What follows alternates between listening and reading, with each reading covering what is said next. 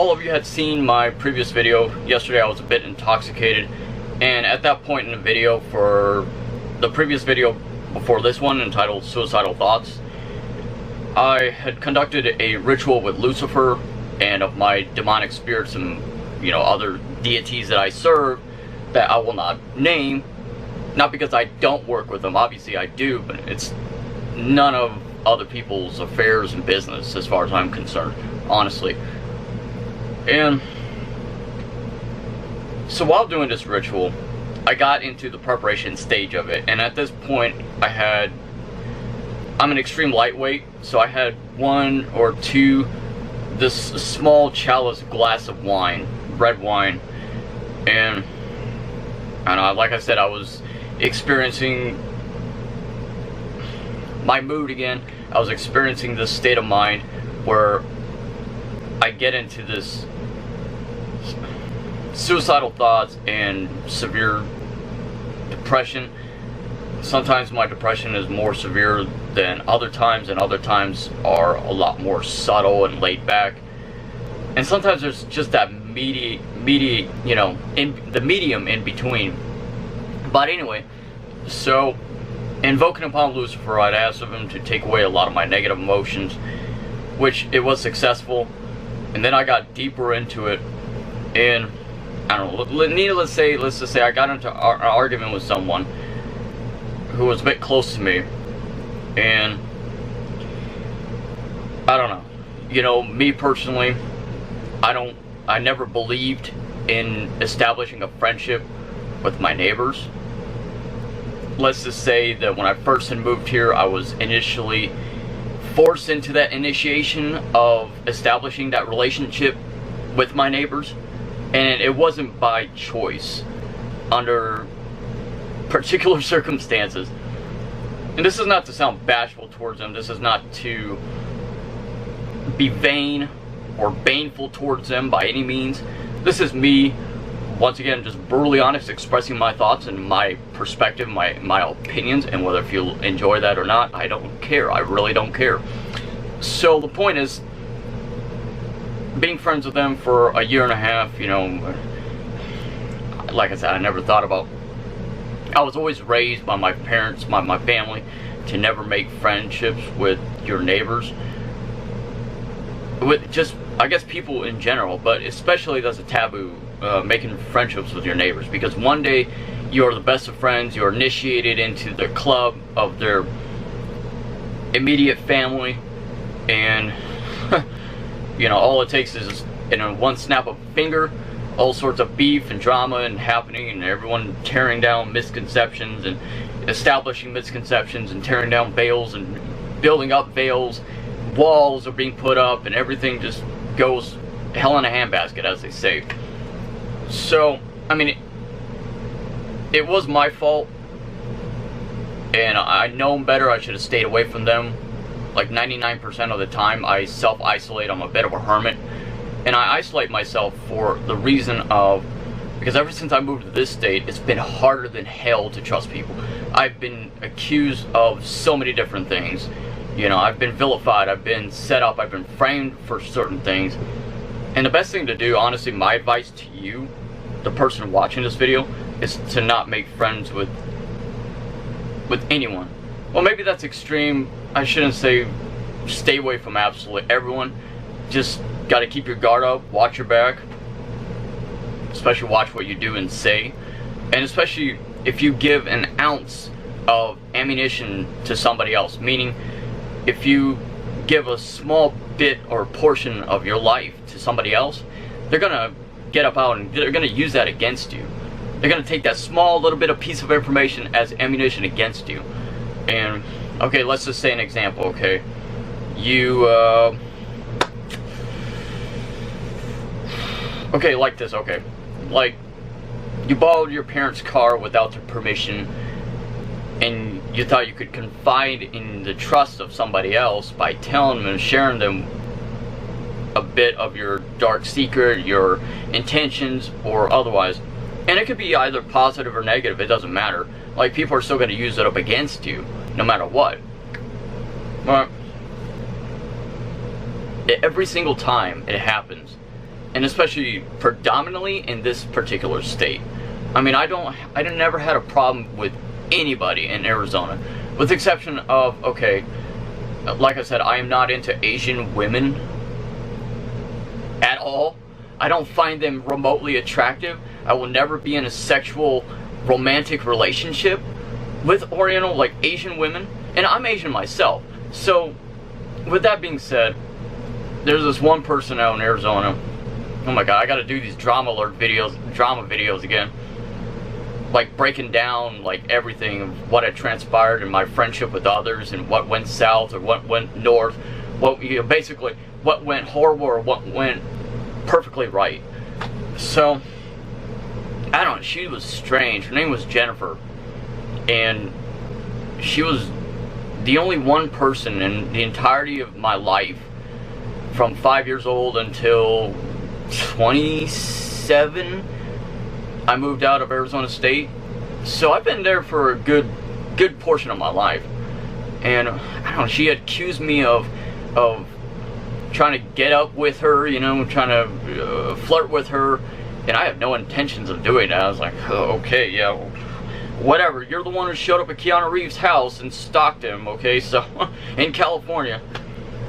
And this person was psychotic. I mean, you know, there's borderlines between, like, weird, like what I am, and, okay, whatever. But anyway, so, I got a bit drunk. I swallowed down 90% of the entire bottle of red wine, and their parents weren't home, so, I mean, they got like 5-6 kids, and I don't know, I walked over there, and at this point I was intoxicated. I was like, by the end of 3 chalice glasses, excuse me, I was done for, you know. I mean, I spent a good portion of last night vomiting my guts out, and that was a regrettable mistake, and I try not to exceed that limit. I have 2 glasses of wine for the purpose of my rituals, and then I'm out. I back out, and then I'm done. But the title of this video, you should never share your emotions with your neighbors or with anybody, because, okay, so like I said, it was my fault, and I had apologized for it. And if I was if I was much too intoxicated to not had addressed my apology, then this is my apology. If they happen to watch this video, then this is my apology. But the parents went down in a town to do something. They'd come back after a while, and I freaked out the kids, you know. I freaked out their family. And I was a bit of, like, when I get drunk or intoxicated, I become either angry, an influx of emotions, or I become an emotional drunk, you know. At this point, you know, I've always been an emotional drunk, unless if I'm actually having a great time and enjoying myself and surrounded by a positive energy of like-mindedness of people, then it's entirely different, and I become entirely something else. You know, but I don't know. It's just to say that, you know, I believe, in my personal opinion, that you shouldn't have to go around somebody else to come forth to manifest yourself, your thoughts, and what you believe in. Not just what you believe in, but if you have beef with somebody, you don't want to escalate that into unnecessary drama. You don't want to escalate that into further altercation, you know. What I'm basically saying is that you should never go around somebody else that somebody else is around to go out and talk to them, to address to them, to a third party behind your back, to talk to somebody else about if they have like a problem with you, you know. I think if you have a problem with somebody, you should address them personally, face to face. And I don't know, that to me is just a coward's way out, and that's how I feel, and I'm not going to apologize for saying that. Like I said, if you got a problem with somebody, you got to talk to them face to face or something, or over the phone or something. I mean, it doesn't matter to me.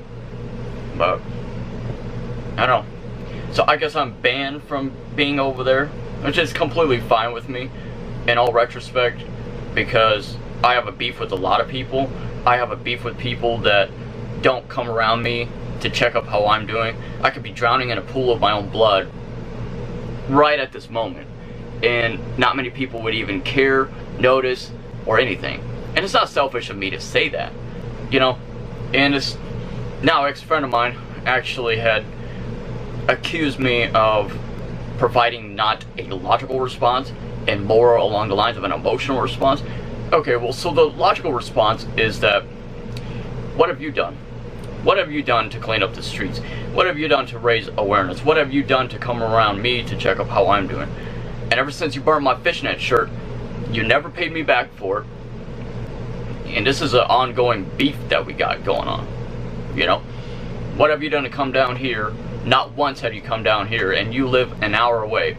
And I'm sorry to say, but, you know, a lot of the people, this has been my frustration as of late, and it's no longer my frustration. You know why? Because I've got a minority, I've got a black man to help another brother like me, another minority myself, to come around and help film my videos with me. Granted, pay him $150 to $200 a week, but that's no fault of my own. That's no fault of his own. We all have to make a living, and me having several occupations myself, you know, I mean, you have to constantly hit the grind every day to manifest and believe in yourself no matter what you do. And you cannot ever give up on that. You cannot ever give up on that aspiration and the idea.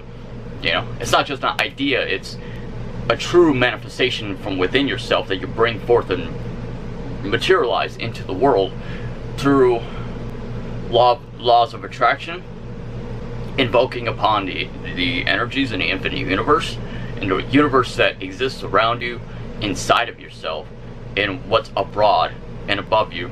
As above, so below.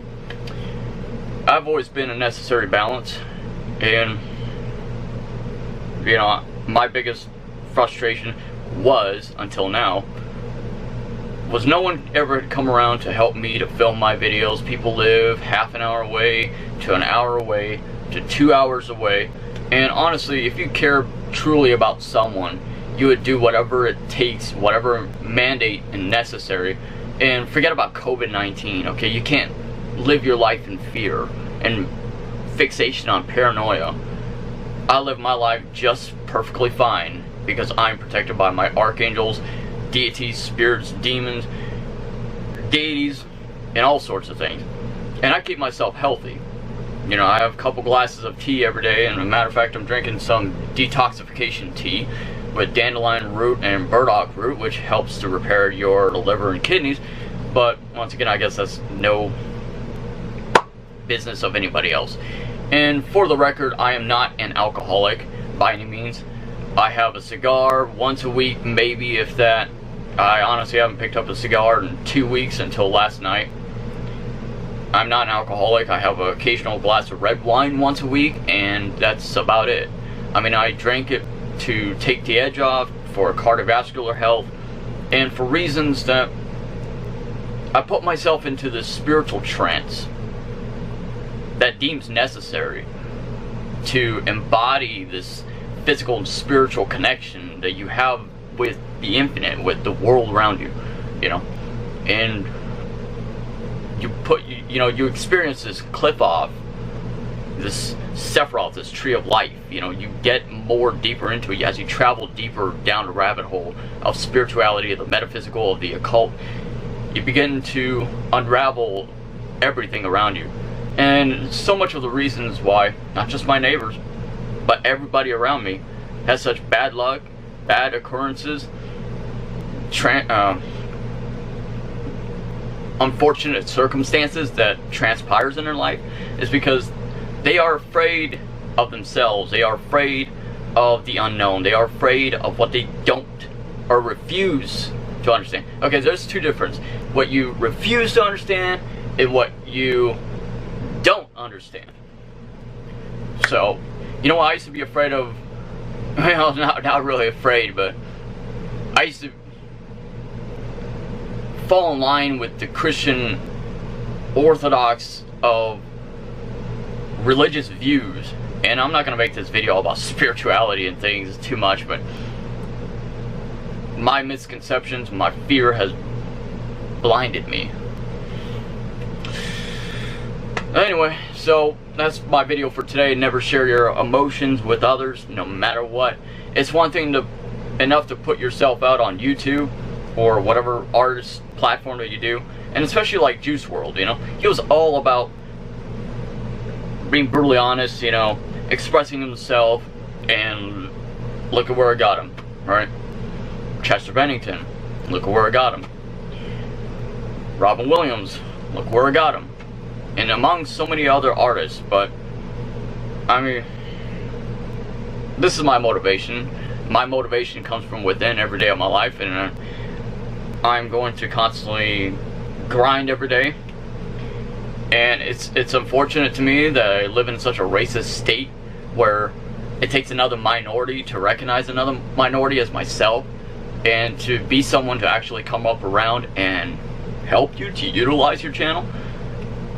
But that's no fault of my own, and that's only the fault of other people, because if they're not with it, then get out of the way, you know. Like I said, get out of my lane. If you ain't with it, just get out, you know, there's the door. So anyway, my name is Cody Gremlin. Thank you all so much for watching. Please subscribe, like, share, hit that bell for notifications. You're all awesome. I appreciate those of you who actually fundamentally support me, show me your unconditional love, your faith and support in me. And this is what I gotta say.